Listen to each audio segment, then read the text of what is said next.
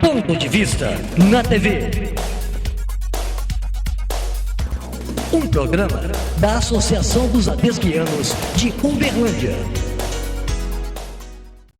Olá, começa agora Ponto de Vista na TV, um programa da Associação dos Adesguianos de Uberlândia. Mais uma vez na nossa bancada, Eduardo Luiz da Mata Gonçalves, presidente da associação. Olá, Eduardo. Olá, boa noite a todos. E aqui ao centro, nós mudamos um pouco aqui o nosso estilo de ficar. Ao centro está o nosso entrevistado, que é o Paulo Ineu Barreto Fernandes, professor de Filosofia do Instituto Federal do Triângulo Mineiro, o IFTM. Mas ele não vai falar sobre o IFTM. Por enquanto, não nesse primeiro bloco. Ele vai falar um pouquinho do livro que ele acaba de escrever. Já escreveu há algum tempo, né, Ineu? Foi lançado esse ano, em agosto. Mas já escreveu alguns livros. Já escrito algumas décadas quase, já. Né? O nome do livro é Cavando Trincheiras.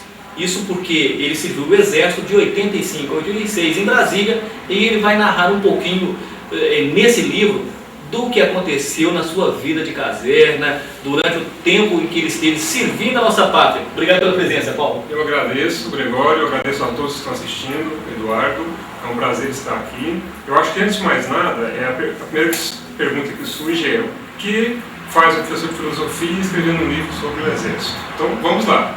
Eu vou falar um pouquinho então do contexto em que esse livro surgiu. A cidade de Uberlândia sempre enviou jovens para Brasília durante quase 30 anos, durante 3 décadas, né, de 69 a 90, e em um desses anos eu tive a oportunidade de servir em Brasília. O interessante disso é que, na verdade, pense um jovem do interior. Na verdade, há 25, 26 anos atrás, Uberlândia não era ainda a cidade de projeção que tem hoje, e era uma oportunidade de você conhecer um outro mundo, um outro universo. Né? A gente foi para um batalhão de polícia do Exército de Brasília. Em 85, Uberlândia devia ter o quê? 220, 250 mil habitantes? Talvez isso. Né? Então era uma oportunidade de você ampliar os horizontes. Eu tinha essa vontade de ir realmente e servir em um batalhão que incorporava a cada ano 1.200 soldados do país inteiro. Então nós tínhamos colegas do Paraná, Santa Catarina, Goiás, São Paulo, do próprio Distrito Federal. E desde que pisei, né, no batalhão, sempre essa vontade de falar: aqui tem uma história legal. Né? O fato de estar aqui tem uma história. Então, nesse livro, eu estou unindo 3 coisas, assim, 3 paixões. Primeiro, escrever, né? O fato de ter servido o Exército, né? E todo esse aspecto ligado a isso, que é a questão da memória, do tempo, Agora, de resgatar histórias. Você quis servir no Exército, naquela época ainda não tinha jeito, você tinha que servir. Se me perguntasse assim, você quer ir e fosse condição, eu diria que sim, mas não foi preciso porque fui realmente designado. Né? Na ocasião, eram enviados 400 jovens de Uberlândia. Entre todos que eles estavam aqui, né, me parece que em torno de 3.000 na época, eram selecionados os que ficariam aqui e os que iriam para Brasília servir, então, na chamada PE de Brasília, que é o BP-EB. Então, eu estava entre esses que foram para lá. O Eduardo conheceu lá, né, Eduardo? Serviu lá também ou não, Eduardo? Não, servi lá 36. No 36. Então, a gente fazia o alistamento aqui, éramos selecionados no 36º, e parte desses jovens, então, era encaminhado para servir em Brasília, né? E ali a gente teve, então, uma série de experiências que, ao longo do tempo, eu fui percebendo que havia ali uma história interessante, né? Que eu chamo de crônica. Então, o livro chama-se Cavando Trincheira, a crônica do soldado Irineu. Na verdade, é uma crônica no sentido maior, mas que é uma coletânea de pequenas crônicas. São pequenos capítulos, cada um conta uma história, que no final você tem um todo, né? Com ênfase em um evento especial, que nós tivemos a oportunidade de, em fevereiro de 86, colocarmos 40 militares em uma moto do Exército, em um evento que foi, inclusive, divulgado nacionalmente. E isso não só pela questão do recorde. E eu até lembro desse feito, porque... Com certeza, ele foi noticiado. Né? A gente fez várias apresentações. Você estava na moto? Estava na moto. Né? Não. Estava entre os que estão lá em cima, enganchado na moto, sofrendo para ficar em cima dela, se equilibrando. Mas assim, o interessante de tudo isso é mais a questão da disciplina, a questão de você aprender a trabalhar em equipe. Quanto tempo vocês levaram para conseguir, ou seja, falar assim, estamos prontos para fazer um desfile? Então, nós começamos os treinamentos, embora isso já havia sido feito antes, né? Nós chegamos em 85, mas já tinha mais ou menos uns 20 anos de tradição que o batalhão realizava esse tipo de atividade. Não tão intenso quanto o nosso, que foi esse primeiro recorde mundial. Nós treinamos durante 6 meses, cada vez com um número maior de pessoas. Começamos a nossa época com 20, até concretizar com 40 em fevereiro de 86. Mas era um ponto básico, ou seja, ser bem magrinho. Então, interessante é Porque isso. tinha que ter uma logística para ter esse início. Então, Questão de peso, qual né? é De um peso? lado. exatamente, de equilíbrio, qual que eram os cuidados? Os oficiais estavam sempre atentos, a verdade que a questão do tamanho, tinha diferença de altura, mas geralmente procurava pessoas de um peso que não fosse, né, muito extremo, e que você pudesse equilibrar, porque é uma atividade que tem risco, né, não é uma atividade, não é uma brincadeira.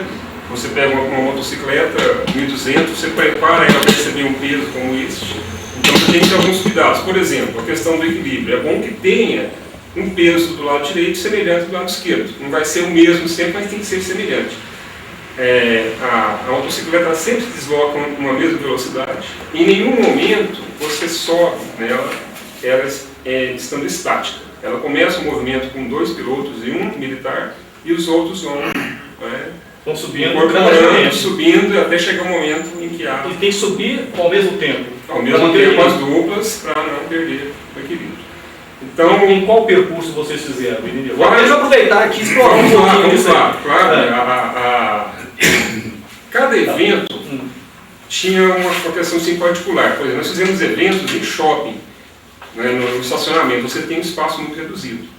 Quando é uma apresentação militar, você faz um ambiente já com mais espaço. As vias de Brasília são excelentes. Maravilhosas. Então, no recorde mesmo, nós andamos quase 300 metros, porque existe uma questão que era exigida na época. Para a homologação do recorde, seria necessário os 40 militares sobre a moto, elas se deslocando independentemente, e que houvesse 100 metros, pelo menos, de deslocamento, né? Então, nós deslocamos por quase 300, saímos da moto, tudo em segurança, ou seja, está realizado. Mas, como eu te disse, a distância ela dependia muito do evento em questão que ia ser a apresentação, que inclusive ainda é feita até hoje, né? 26 anos depois do recorde, o batalhão ainda detém esse recorde, só que uma outra turma posterior fez. Receberam medalha hoje pelo feito? Sim, com decorações e tudo, né? Mas, como eu estava dizendo, o grande fato, e é importante ter escrito isso no livro, porque é um livro que eu também uso muito em aulas, é um livro que eu falo sobre a questão da disciplina, a questão de você ter um trabalho em equipe e coordenação, que é justamente isso que é o mais importante e é o que é mais exigido. A sua turma, Eduardo, vocês subiram na moto, subiram em alguma coisa assim? Ou Não, minha turma era só de dentista e médico, era bem light. Não, assim, não teve um recorde assim, de vamos rasgar até os dentes hoje, assim, quantos tempos, não, né, Eduardo? Rapaz, na minha época eu nem conhecia fazendo tatu, eu não fui. Então você não dava tempo.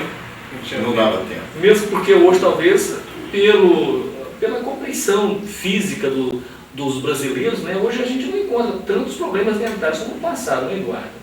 Ou seja, talvez hoje o pessoal preserve mais os dentes em suas bocas.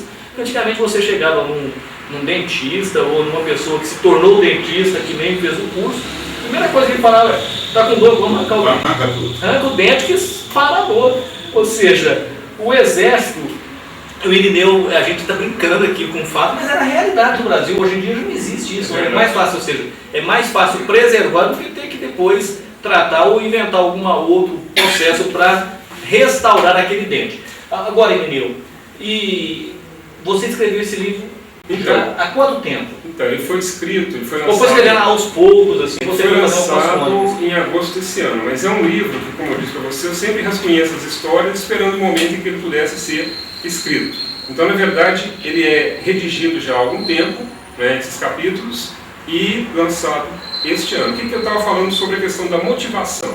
Né? Além da questão do recorde... Filosoficamente falando agora é o filósofo falando. Então, existe também um ponto interessante que eu sempre coloco, que muitas pessoas perguntam assim, mas a gente fala hoje muito da questão da paz, falar em exército hoje.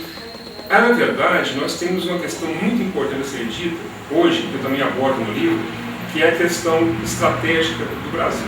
O Brasil hoje é um país que está, pelo seu crescimento, pelo seu tamanho continental, né? É um país que começa a fazer parte das decisões mundiais, já é convidado para fazer parte de cúpulas que antes não fazia. Então precisa também ter um cuidado em relação à questão estratégica do próprio país. E falar então nessas questões também traz esse lado, né? Que é o lado de você conhecer, né, o universo ao redor e formar pessoas que sejam capazes de entender essa questão também, né? Então há uma questão muito importante aí que eu abordo no livro, que é a questão da democracia, né? A questão dos valores que são aprendidos, que são ensinados dentro da disciplina militar, que é basicamente isso que eu coloco. Como eu falo para os alunos, né? Existe a escola que ensina você a ler, a escrever, a se comportar dentro de um certo ambiente. Nesse sentido, ter servido, o Exército também serviu como uma escola de formação de caráter, como eu falei com você, de conviver com pessoas diferentes, entre aspas, que têm culturas diferentes, hábitos diferentes, que podem também fazer com que você conheça a si mesmo também, entendeu? Então a gente aborda essa questão. É uma questão então fundamental para que você possa, conhecendo a si mesmo, conhecer a sua realidade e os seus limites. Esse exemplo do recorde também é um exemplo de teste de limites. Nós tínhamos colegas, por exemplo, que a princípio tinham um certo receio. Na verdade, todos tínhamos receio, né? Até um certo receio é importante. O medo muitas vezes nos protege, né? Mas ele não pode ser o extremo. Então, numa situação como essa, você é testado até um certo limite em que você também se conhece, né? Então, há esses elementos nesses capítulos que eu denominei de crônica. E é até interessante você falar disso aí. Nessa turma aí da moto, do recorde mundial, lembrando que é um recorde mundial, estabelecido em 1986. Isso, fevereiro de 86. Em fevereiro de 86, no mês que eu faço aniversário. Se quiserem mandar presente, mandem para o e-mail do Eduardo que ele me repassa depois. Mas, Irineu, tinha mais uberlandense nessa turma de 40 ou só você? Não, nesses 40 nós éramos pelo 50% de Uberlândia. Era? 50% de pessoas, inclusive do nosso convívio. Até interessante porque esse livro, ele acabou motivando uma série de encontros e reencontros entre amigos que há muito tempo não se viam, né? Nós, como eu te disse... E naquela época você andava de moto, pilotava moto? Muito mal. Seu pai sabia, sua mãe sabia? Meio assim, eu nunca fui um exímio piloto de moto. Aprendi a andar normalmente, nunca fiz trepulismo, nunca fiz muitas artes, né? Algumas não empinou moto? Não, isso não. É uma pessoa que é normal, digamos assim, né? Lá era mais uma questão de risco, mais um risco pensado, um risco dentro de uma segurança. É importante dizer isso aí. E depois que vocês largaram o exército, dessa turma de Uberlândia aí, desses quase 20 uberlandenses aí que estavam em cima dessa moto, vocês se reencontraram de novo, então, tentaram subir uma moto de novo assim nessa turma toda? Hoje existe uma questão muito interessante que o livro também aborda isso, que é o fato da facilidade de você reencontrar pessoas através das redes sociais. Então nós estamos tendo contato com pessoas do país inteiro. Como eu te disse, o batalhão ele recebia pessoas do país inteiro. Então nós temos grupos de veteranos no Paraná, Santa Catarina, Triângulo Mineiro que está sendo formado um grupo agora, no próprio Distrito Federal, né, na região Nordeste, de pessoas que se viram no mesmo batalhão ou em outros batalhões de Polícia do Exército. Então está havendo uma espécie de um reencontro salutar, porque são grupos de veteranos que se encontram para confraternizar, rever amigos, mas também existe uma questão social envolvida, né? Nós também realizamos trabalhos de aspecto social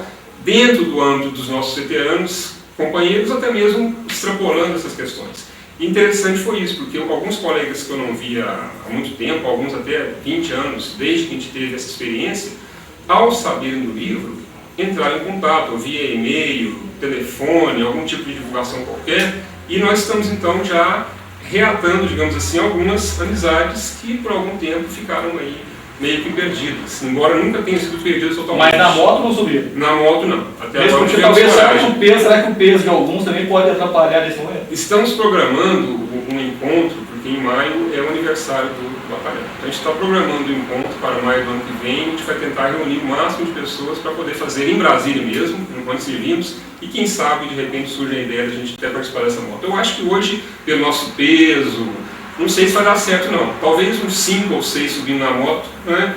Mas os 40... Não convide eu e o Eduardo, porque nós também não podemos, por ordem dos nossos cardiologistas, né, Eduardo? Não podemos.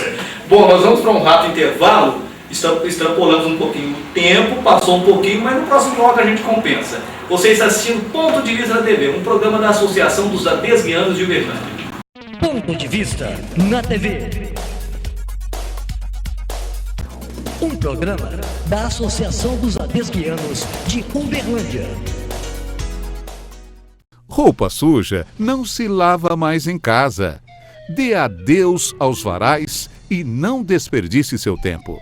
Agora em Uberlândia, a primeira lavanderia onde você próprio opera as máquinas para lavar e secar num período muito curto. É o serviço de autoatendimento muito utilizado na Europa e Estados Unidos. Lavanderia estilo europeu. Avenida José Fonseca e Silva, 3995, Jardim Europa.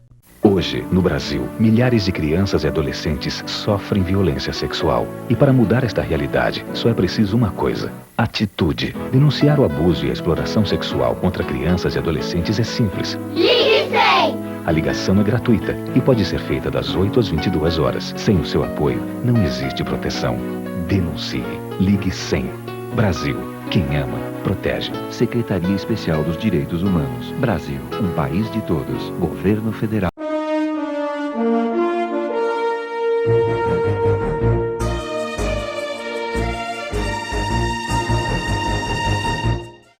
Ponto de Vista na TV. Um programa da Associação dos Adesguianos de Uberlândia.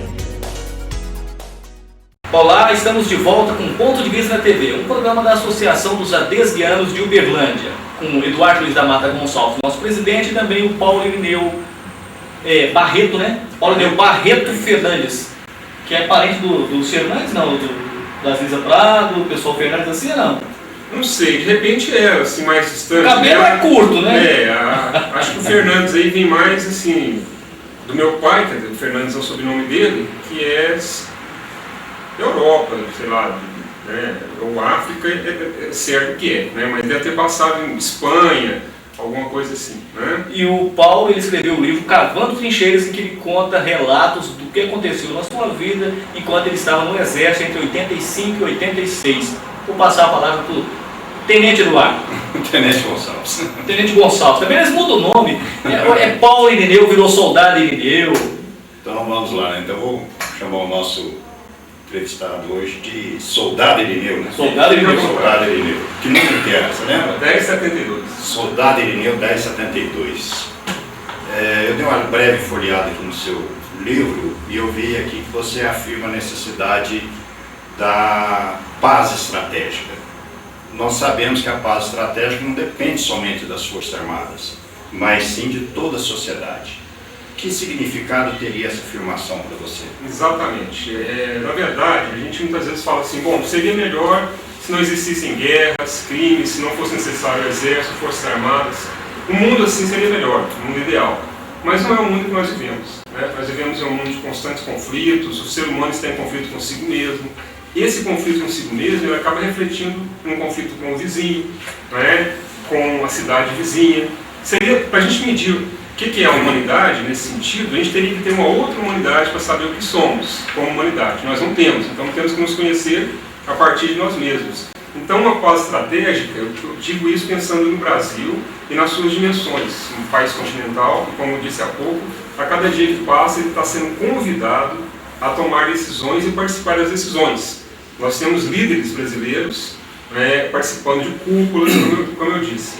Então, nós não podemos dispensar o conhecimento estratégico do país e também o investimento nisso. Esse investimento envolve educação, ele envolve elementos também bélicos, infelizmente, né, pelo menos a princípio. Né, a questão estratégica ela é histórica.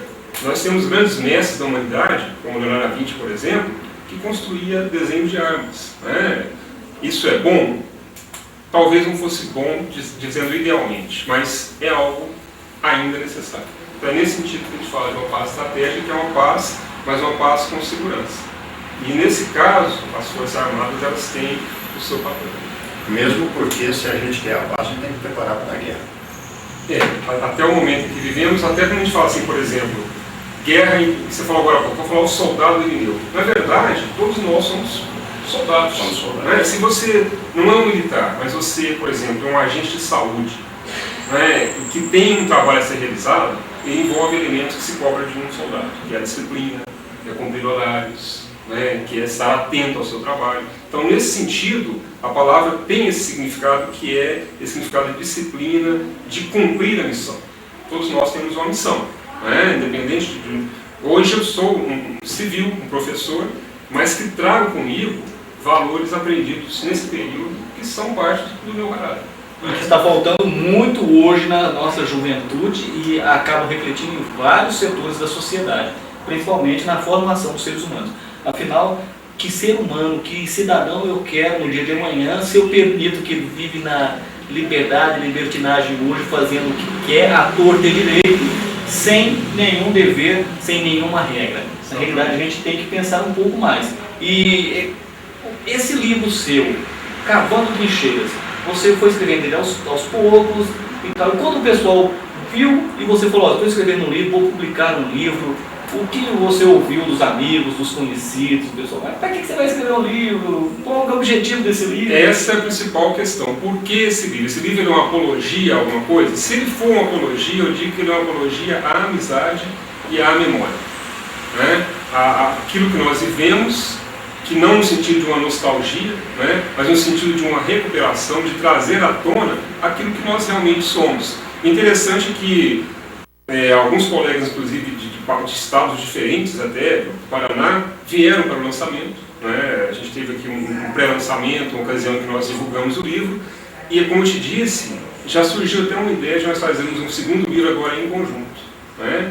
Em que cada um pode relatar um período ou um momento da história. O colega lê um capítulo e fala, que você cita a história nossa e está faltando fala daquilo, porque não dá para você colocar tudo no livro, né? Muita coisa você tem que filtrar, algumas coisas você esquece, mas aí os colegas vão lembrando, os amigos, veteranos, e já está surgindo essa ideia, então, de trazer à tona, não só na questão dos grupos, né, mas um próximo livro de histórias compartilhadas, digamos assim, e de reunião desses nossos amigos veteranos. Como eu te disse, essas reuniões elas têm um caráter lúdico, têm um caráter de recreação, têm um caráter de reencontro, mas também temos preocupações sociais. Queremos criar grupos que possam, por exemplo, dar apoio a veteranos que estejam precisando de uma força em algum determinado aspecto. Né? Então há uma vontade de realmente transformar isso em algo mais coletivo. Bom, Cavando Trincheiras, cavou muita trincheira? Sim, porque o título Cavando Trincheiras? É interessante. Cavou muita trincheira lá em Brasília? A ideia, tem um dos capítulos que recebe o nome de Cavando Trincheiras, porque eu digo que foi o nosso momento mais sofrido, né? Mas assim, no qual nós fomos exigidos. Quem lê o livro vai prestar atenção nesse capítulo e ver que realmente nós fomos ao extremo. Naquele momento nós não compreendemos, né? Nós falamos assim, estamos sendo sacaneados, né? Estamos sendo maltratados, num momento em que realmente havia um rigor maior, né? Mas repensando isto, na verdade o que nossos oficiais e nossos superiores queriam realmente testar os nossos limites. Dentro de certas circunstâncias, é claro que existem abusos, né? Nós não vivemos esses abusos, mas existem em qualquer área. Mas por que esse título? Porque eu penso que esse capítulo é o mais representativo do livro. Eu até concluo dizendo isso, que naquele dia, foi uma tarde em especial, nós foram várias cavando trincheira, mas eu escolhi uma em especial. Ao final da tarde de treinamento, a reflexão foi a seguinte: esse superior nos deu a tônica da nossa vida aqui. Cada dia nosso é um dia cavando trincheiras. Exatamente. Então, e no começo da nossa reportagem, nós já estamos encerrando, eu te perguntei se você quis servir o Exército. Hoje muitas pessoas, você encontra jovens de 16, 17 anos, você pergunta, você vai servir o Exército? Não, Deus me livre, não quero servir. Ou seja, é bom esse período? Então, muitos jovens me perguntam, principalmente alunos. Eu tenho alunos adolescentes, eu tenho alunos de 16, mas também tenho alunos de 60 anos. Os adolescentes muitas vezes me perguntam, você teve essa experiência, eu devo ir ou não? A resposta que eu digo é o seguinte: aqueles que por algum motivo não querem de forma alguma, sentem que não vão se sentir bem, e hoje podem escolher, talvez não isso seja melhor. Mas aquele que tem a vontade, e é o que foi designado, que vá realmente com vontade de ir e servir. Por quê? Porque vai ser uma escola em que ele poder realmente conhecer a si mesmo. Ele vai ser testado, ele vai aprender a ter disciplina, ele vai aprender a formar o seu caráter. Eu vou dar um exemplo simples de um colega que eu reencontrei há pouco tempo, que hoje é músico. E foram fazer um show em uma cidade próxima e com outras pessoas que eu não conheciam, no final foi uma desordem total, né? Aí eles estavam saindo, pessoal meio contrariado, porque pessoas que eles não conheciam perguntaram para ele assim: você serviu o exército? Ele disse: mas por quê? Porque você foi o único que se comportou de maneira adequada. Você foi o único que deixou as coisas em ordem. Aí foram servir na terra de Brasília. Então, por isso que eu digo, é uma escola que você vai conhecer pessoas, vai ter momentos tristes, momentos dolorosos realmente, mas vai ficar gravado no seu caráter, na sua alma, para a sua vida inteira. Bom, Eduardo, mais alguma coisa para o Paulo? Uma palavra para quem vai ingressar no serviço militar. Então, seria isso. É De estímulo e de... tomar isso como oportunidade, não como, agora pronto. Não, tomar isso como oportunidade de aprendizado, de servir a sua pátria. Eu continuo servindo a pátria hoje, sou um professor, né, um servidor público federal, que um dia foi um soldado, mas nos dois casos servindo a pátria. Então, se você for designado, seja para qual for o batalhão, ou seja qual for a organização, qualquer uma das forças, faça isso com dedicação, porque o que você fizer lá é o que você vai fazer depois, a sua vida inteira. Conversei com Paulo Irineu Barreto Fernandes, professor de filosofia da IFTM, Instituto Federal do IFTM, Instituto Federal do Triângulo Mineiro, que serviu o Exército de 85 a 86 em Brasília e escreveu agora Cavando Trincheiras e depois veio Cavando Trincheiras 2 e outros que virão aí, só que agora em coletânea. Obrigado pela presença, Paulo. Eu agradeço, Gregório, agradeço ao nosso colega sargento, tenente. Agradeço. Tenente Gonçalves. Tenente Gonçalves, ele se apresentou agora como Tenente Gonçalves.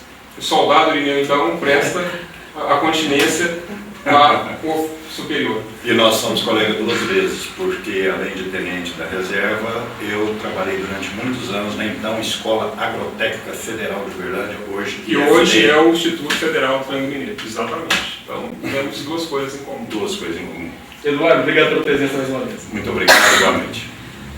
Ponto de Vista na TV, um programa da TV Cidadania, que é da Associação dos Adesguianos de Uberlândia, encerra aqui. Até o próximo programa. Boa noite. Ponto de Vista na TV.